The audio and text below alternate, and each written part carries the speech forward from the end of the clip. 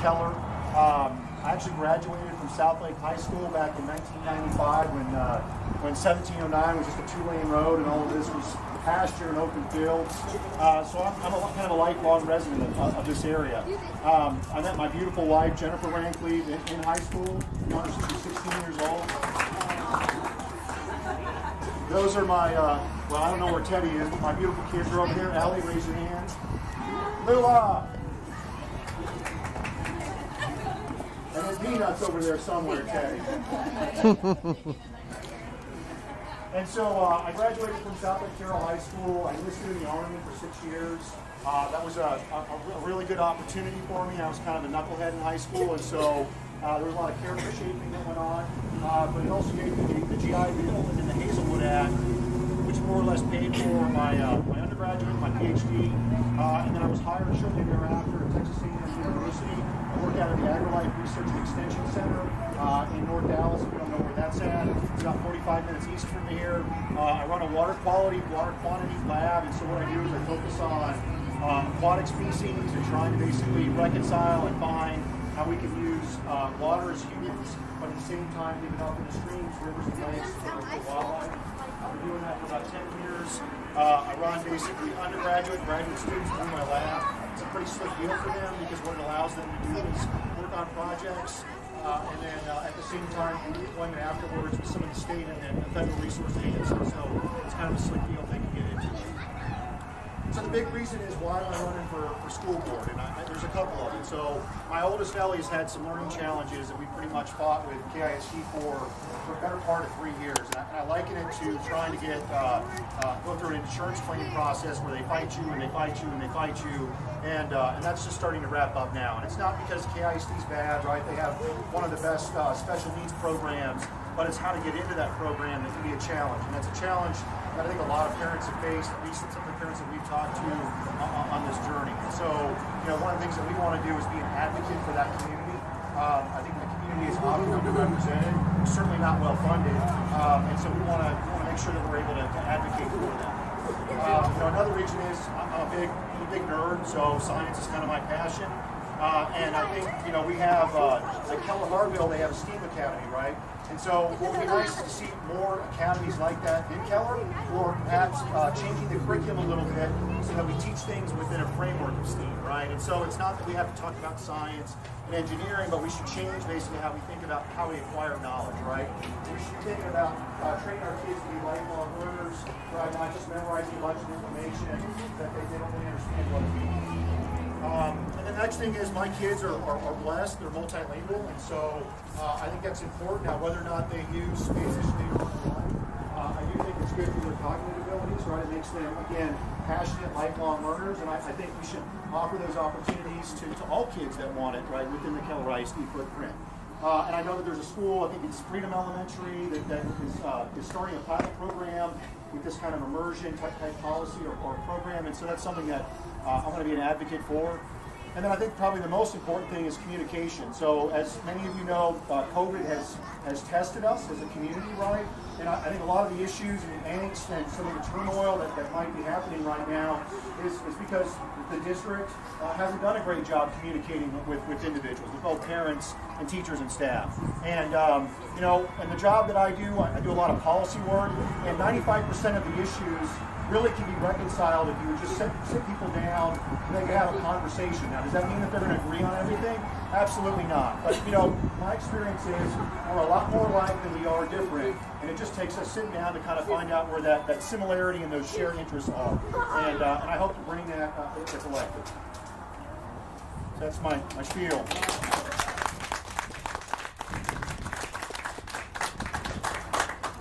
So I'm happy to take any questions that anybody might have.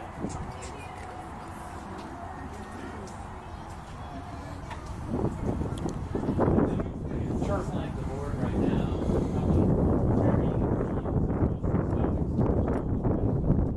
it seems like they're when they speak to the public, they're all very behind. You just get a sense that they have different opinions. How do you show, have your own opinion or share that opinion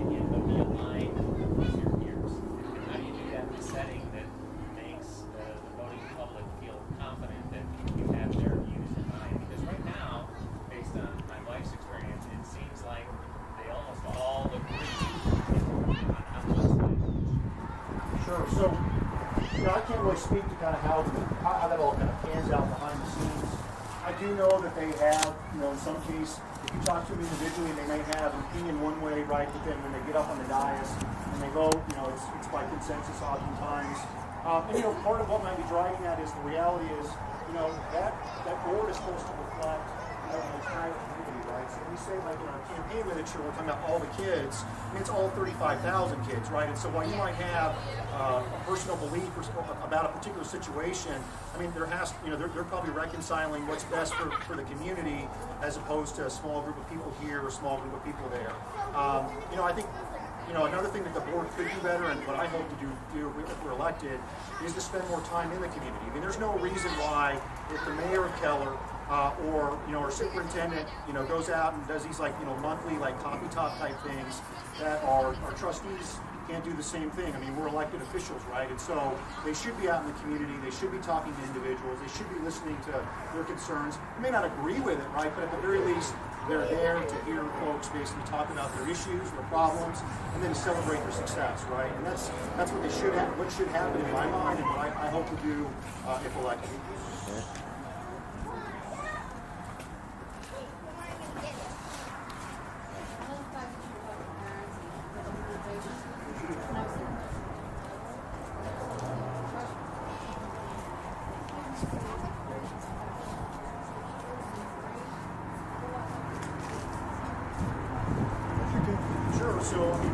I can't really speak to how that might look, because we've not really gone in and talked. So a lot of the trustees have been, they've been not set foot on a lot of these campuses. But from my perspective, a lot of these trustees are assigned schools or particular elementary and high schools and middle schools. And so what they'll do is they'll meet with the teachers and then the staff. I don't know if they will talk with the students. And so that's something that I'm open to. I just don't know if they've done that before. So how might this work with the way you can spend your time? Obviously, public employees. I don't know whether it will fit into anything that you're doing. So I think we can create a plan, work this out, and if there are helping with the taxes. So I'm a believer that, when people are passionate about things in their life,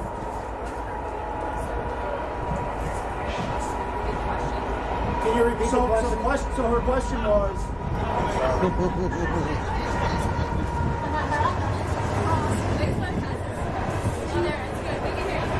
This too shall pass.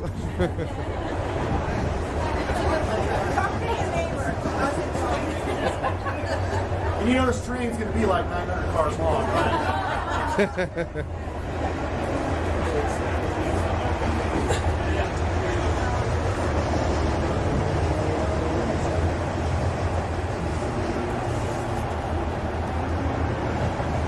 So the question that they asked was, so when I talk about going out and chatting with the community, how am I going to make time? Because I have a full-time job, right? And my response to that is, I think you make time for things that you're passionate about. And so that's my first answer. The second is, there's all sorts of ways that you can communicate with the public, right? So I think I'm fortunate that I have a job that has some flexibility, right, in terms of teaching schedule, research schedule, and so forth. And so I don't think it's a big ask for somebody who's an elected official that's gone out and met with folks and heard, again, their concerns, but also ways that we can celebrate the community, that they can't set aside a couple of hours every month to go meet somewhere in a coffee shop or at some public forum to chat with folks. So I don't think that's an unrealistic ask. I also think I'm new to social media. I'm still undecided as to whether or not I like social media. But nevertheless, I do think that communicating through Facebook, through email, through telephone calls or whatever, phone calls. Those are all ways that I think that we can interact and engage with the public. Yeah. So may I have a follow-up question on that? Sure. Because I'm just wondering, one of the reasons why I'm supportive of you is because you seem to be the most flexible in terms of schedule compared to everyone else. It sounds more like the other people are more locked into an 8 to 5 or 9 to 5, whatever it is, job. Sure. But you have that flexibility and of course the wonderful wonderful support of your wife, which I really find amazing. So I want to thank your wife for supporting you so you can do this job.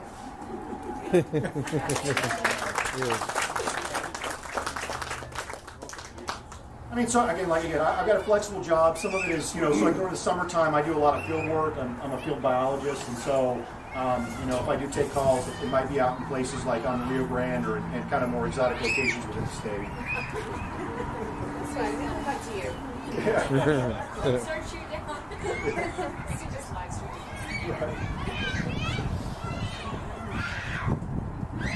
So what are you doing now to make yourself more familiar with what's going on at the school board meetings? Have you looked at, do you go to the meetings, or when did you start going to the meetings? How did you get a feel for what's going on there? Are you looking at, they record their things, and I have asked them for years to live stream. Oh, so should you get on the board, please remember me. I'd like for you to live stream this stuff, because I may really want to know what's going on, but I'm busy with my family. So if you could just have that switch on, it hasn't happened. They just started that, I think, lately during COVID. They've been live streaming during COVID. Yeah, but I don't know that that's been forever. No, they just been recording it and you got to wait to watch it later. Yeah. Okay. And sometimes you have to wait for a long time, and sometimes it's over a month. It's very difficult. And I think also the other thing that's so interesting is because it's open records, people can even sit in their work But it's not sessions expensive. and listen They to got an what's OBS executive program session. that's 13 So a that's month. I'm not pretty being sure that I would fund that. I wouldn't care. I'd give that to myself. I'd like to hear $13 stream it to OBS, and you can tie it to the Color I See Facebook where they can, they can do it just strictly to their Facebook when they want to stream it. What are they doing?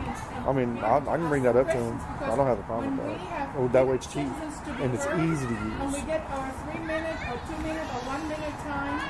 It's never a two-way conversation. It's always a one-way.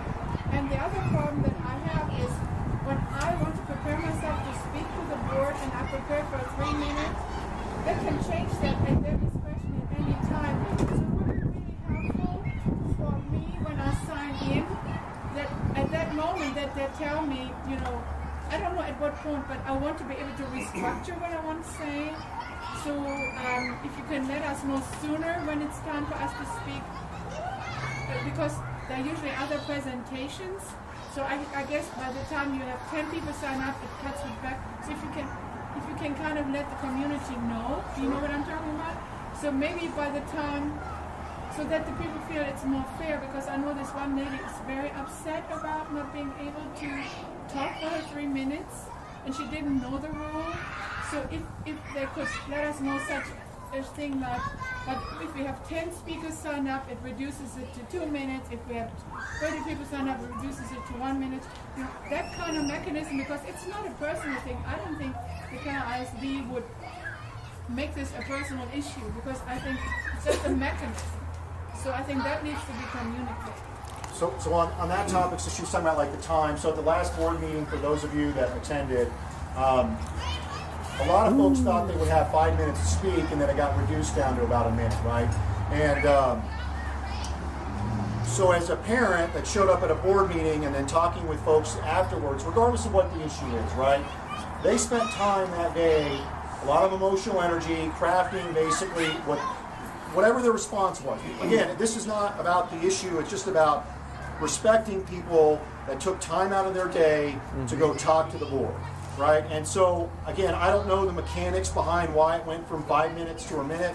I just know that if people are going to take time out of their day, and we have all this kind of turmoil, and again, the board should show leadership and responsibility and try to bring people together. And a way to do that, or not to do that, is to tell people they have 5 minutes, and then they show up and they get a minute, right? And I think it's disrespectful, to be quite frankly. Yeah, but I don't think they could have known how many people signed up, because I think that regulates, because they only have so much time. And I think that's why the board... Yeah, but those board meetings have also gone till midnight. I mean, I realize that people want to go home at 9 o'clock, but again, as a public official, when they elected you, there were some things, basically, you said that you were going to do some stuff. Right. Yeah, and so again, and I think to your point though, if it ends up being that you have 50 speakers and there's no way that you can do it in 5 minutes, then emails or some way to communicate that well in advance if somebody doesn't show up and then realize that they wasted 4 hours of their day to craft basically a speech.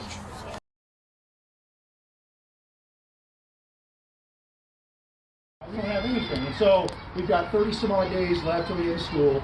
We're still having this conversation about mask, no mask, other mitigation efforts, right? And then we're going into the summer, and we don't even know what the fall is going to look like, right? And it's crazy.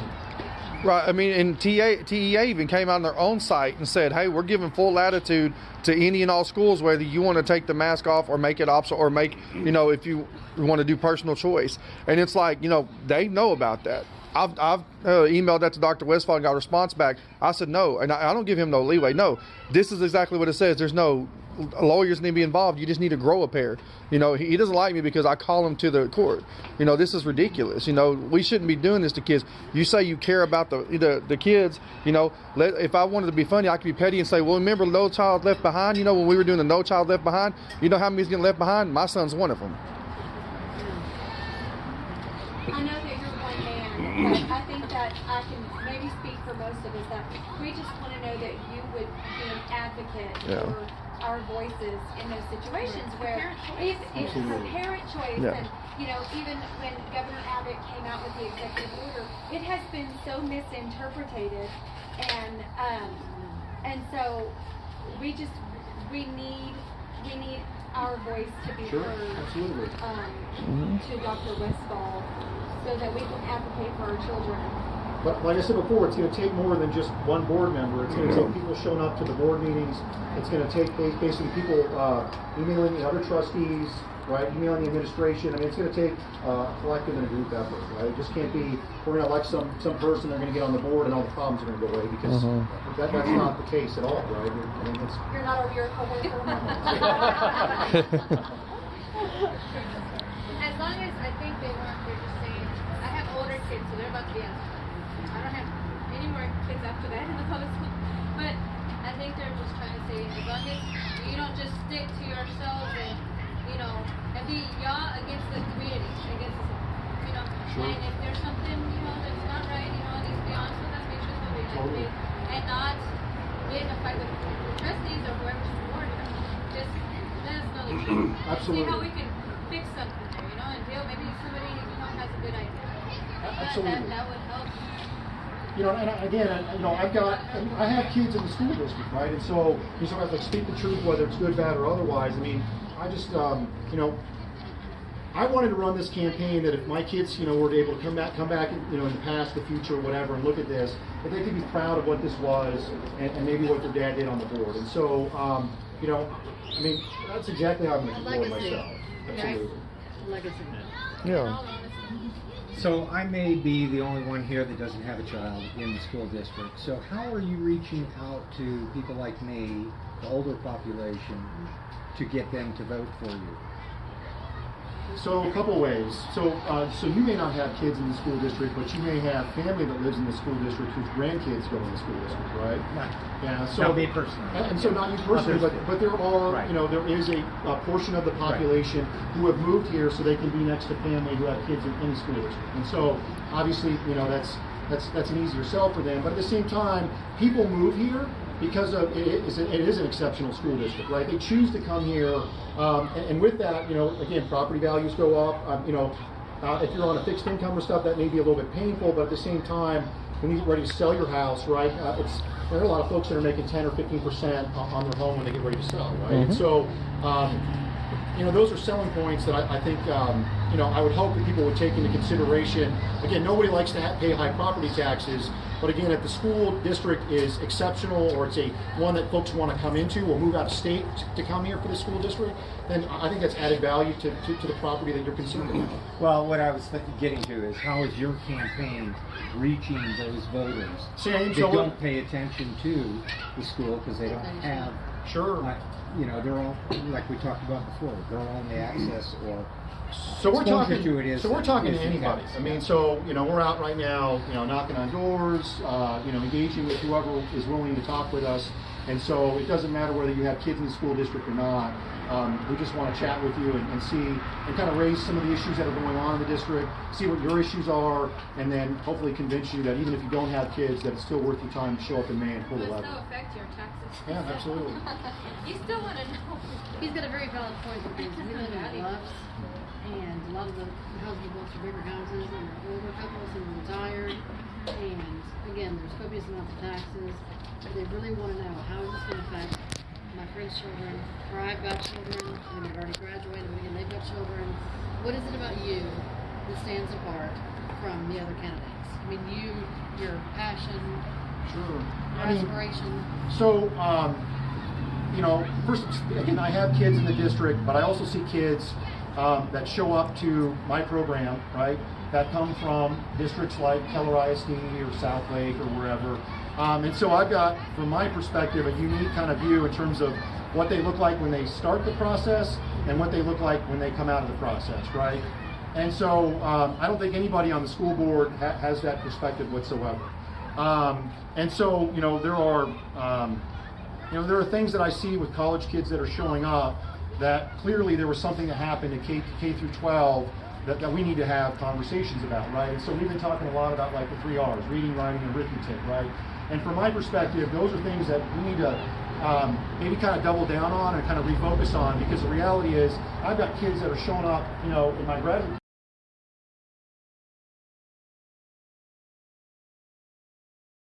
but we also need to make sure that we stay past the time when people are giving public comments, because